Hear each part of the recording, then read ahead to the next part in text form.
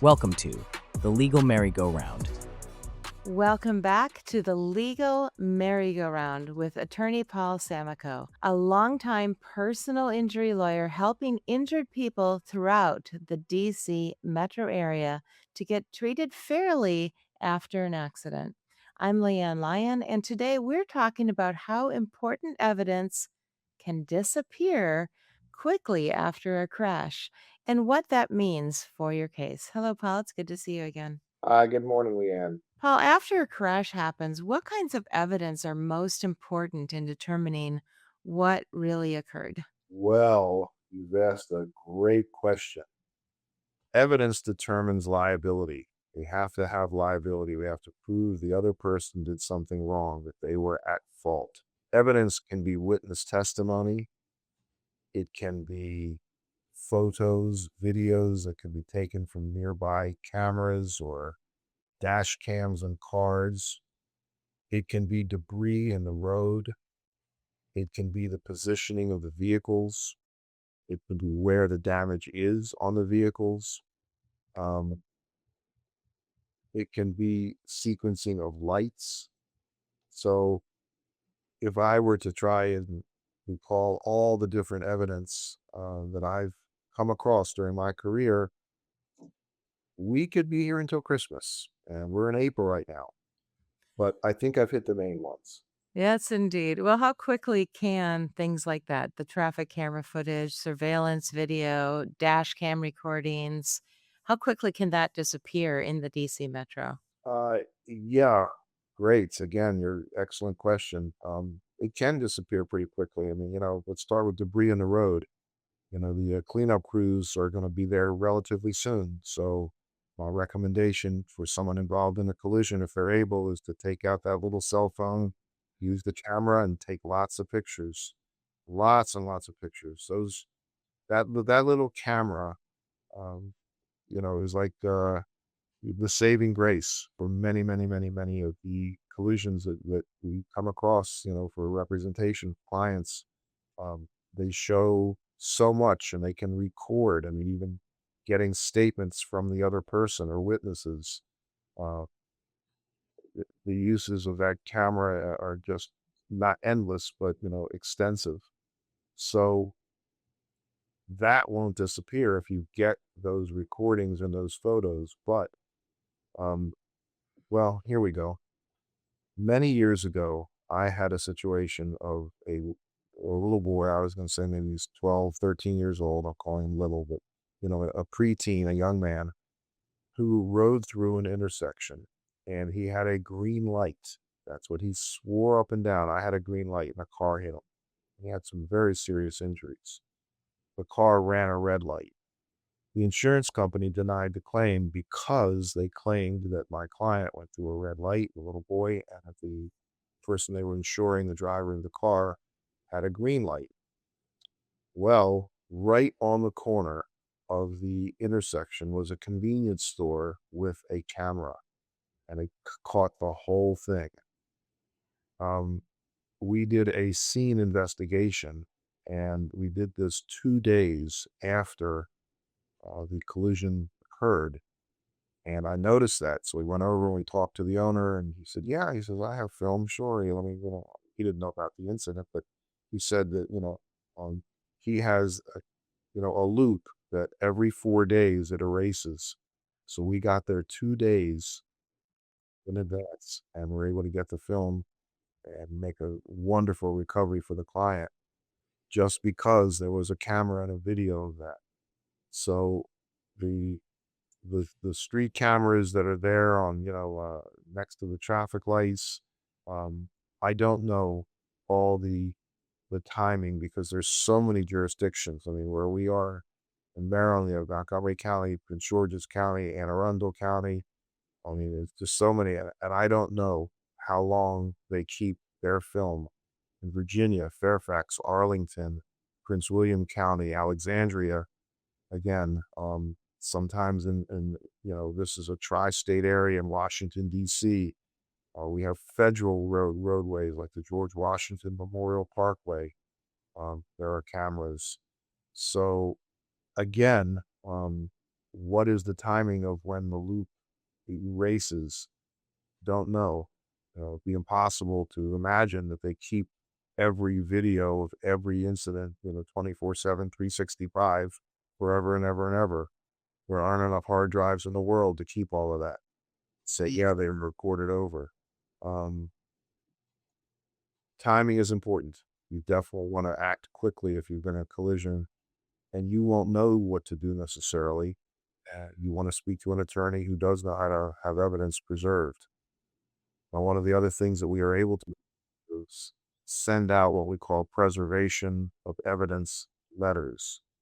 And when we believe that there might be evidence that we can use to help our situation, our client's situation, we send letters immediately. We send them by Federal Express, by all the other overnight certified mail.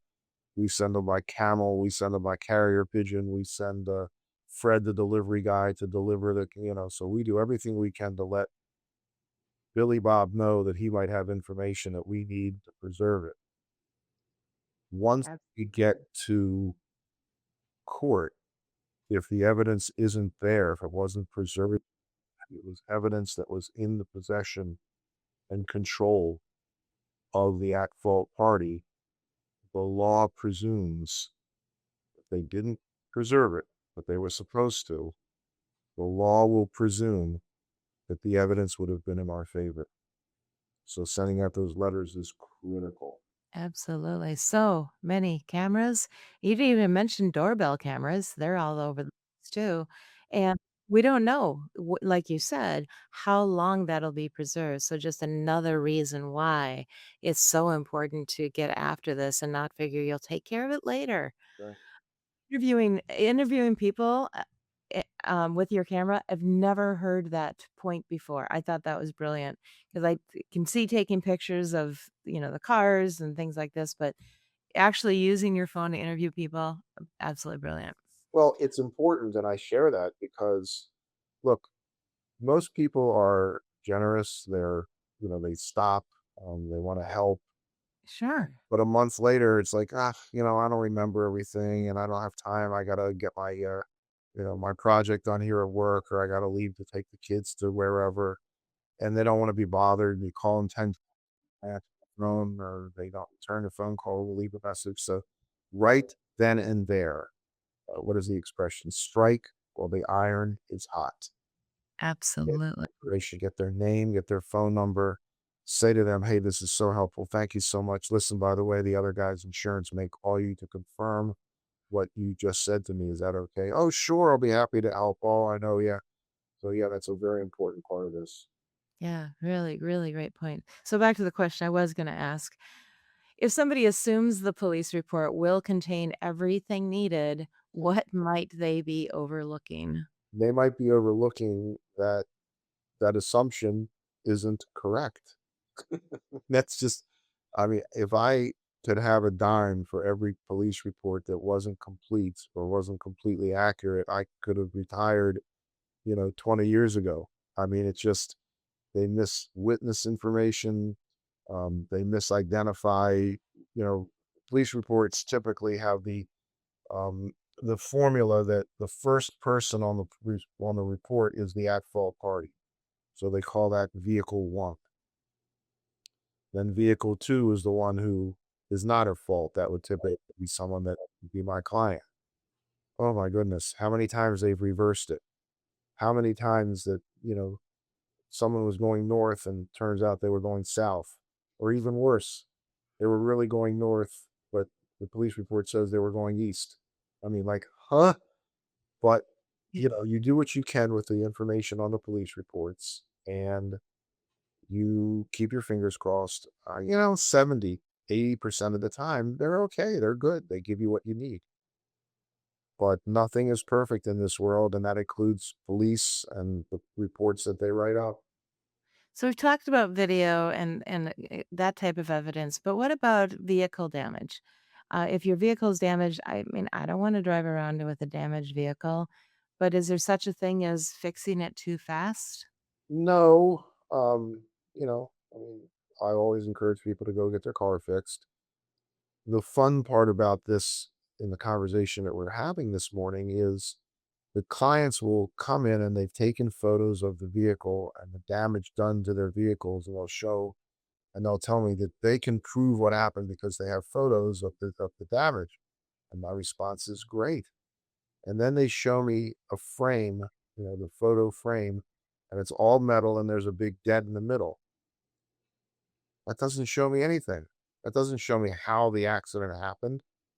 So when people take photos of their vehicles to prove what happened, they need to be able to show the positioning of the vehicle uh, with respect to where the other vehicle was.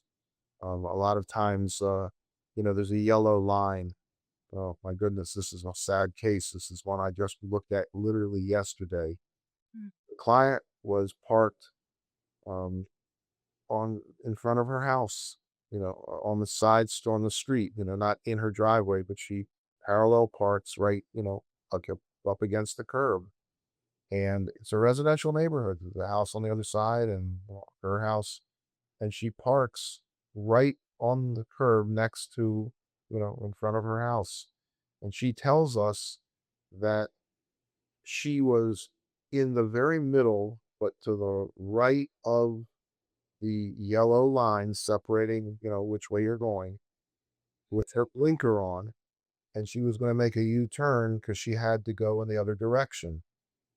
Another vehicle came from behind her and hit her. Well, the photos proved that she was far away from the yellow line. If what she was saying was correct, the photos would have shown that she was over the yellow line making the turn. So we had to call her and explain to her that unfortunately the photos are going to prove that you were partially at fault. So she obviously just pulled out from her park position and tried to make the U-turn. She didn't pull forward, stop, put a blinker on, and wait. Unfortunate, but again, I mean, we're looking at evidence, and evidence is evidence, and evidence is, controlling. Right. In cases involving commercial vehicles or company drivers, what additional records can be critical early on? Well, we all heard the concept of a black box when we look at airplane crashes, right? Uh, Yeah. there's similar information in commercial vehicles that can be determined, speed and what have you. And, with commercial drivers, there's many, many more things to discuss. We don't have even nearly enough time to go into all of that this morning. But just one of the things is, how long has the driver been driving? There's certain federal regulations are only allowed to be behind the wheel for a certain number of hours. And those little computers within their vehicles will tell us maybe they were over by 2 or 3 or 4 hours. Who knows? And well, I mean, again, what evidence is available? What can you put your hands on to prove what happened? That's the $64 million question every time. That doesn't mean someone's getting 64 million. That's an old TV show. 64,000. I don't remember. Can you walk us through a situation where early evidence made a major difference in how a case unfolded? Yes. You know, if you can prove what happened right away, the insurance company will accept responsibility, and then it's just a matter of how much money and what is the appropriate compensation. If you don't get evidence right away, and the insurance company is investigating, or if they think they're insured, the at fault driver we think is at fault is not at fault, they might deny the claim. And the longer it goes under a denial or an investigatory status, often it's more difficult to win the case and to prove what happened because time kills. Time kills. I mean, that's the answer. I mean, I was going to use a business analogy. Time kills deals. You and I are going to agree to something, a contract, and if we sign it right away, great, we have an agreement. But, if it takes a week or 2 or 3 or a month or 3 months, by the time we get to are you going to sign? It's like, nah, I've changed my mind. Time kills. And with accidents and proof and evidence, time kills. So the sooner you get the information to prove what happened, the better off you're going to be. So, as we wrap up today's episode, and this is for someone who was recently in a crash Uh, and hasn't spoken with an attorney yet, what should they be doing right now to protect important evidence?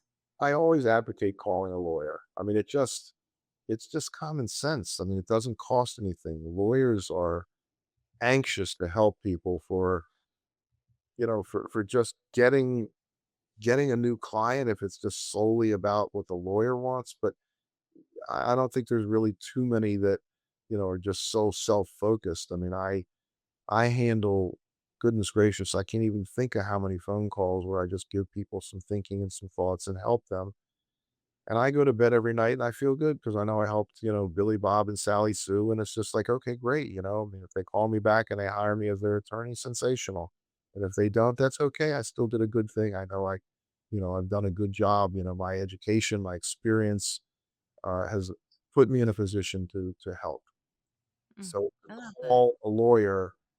There's no downside. You're not being charged by the hour or, for the advice. Ask questions, give the lawyer information, and you might find that there's a better circumstance than you remaining not knowing what's going to happen and then suffering consequences later because you didn't know. Talking to insurance people, bad idea. Those people only want to deny the claim. That's all they want to do. Any reason. So, you think that you watch these TV commercials, they're funny. I think they're great. The insurance company TV commercials are, I love them. They're hysterical, but they're not on your side. They're not there to help you. They are not your friends. These are not the people you want to call.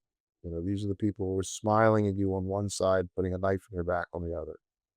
Call an attorney always. I couldn't agree more from personal experience. So, there we go. And that is it for today's episode of the Legal Merry-Go-Round. If you've been injured in a crash anywhere in the DC metro area and want to make sure that critical evidence is protected, attorney Paul Samakow and his team are here to help you get treated fairly. To learn more or schedule a free strategy session, visit samakowlaw.com. And remember to like, leave a review, and subscribe to the show so you catch every episode and even share this episode with someone who needs to hear it. Thank you, Paul. Again, a pleasure always. Thank you, LeAnn. Thanks, Paul. Thanks for watching. Be sure to hit that like and subscribe button and leave us a review in the comments.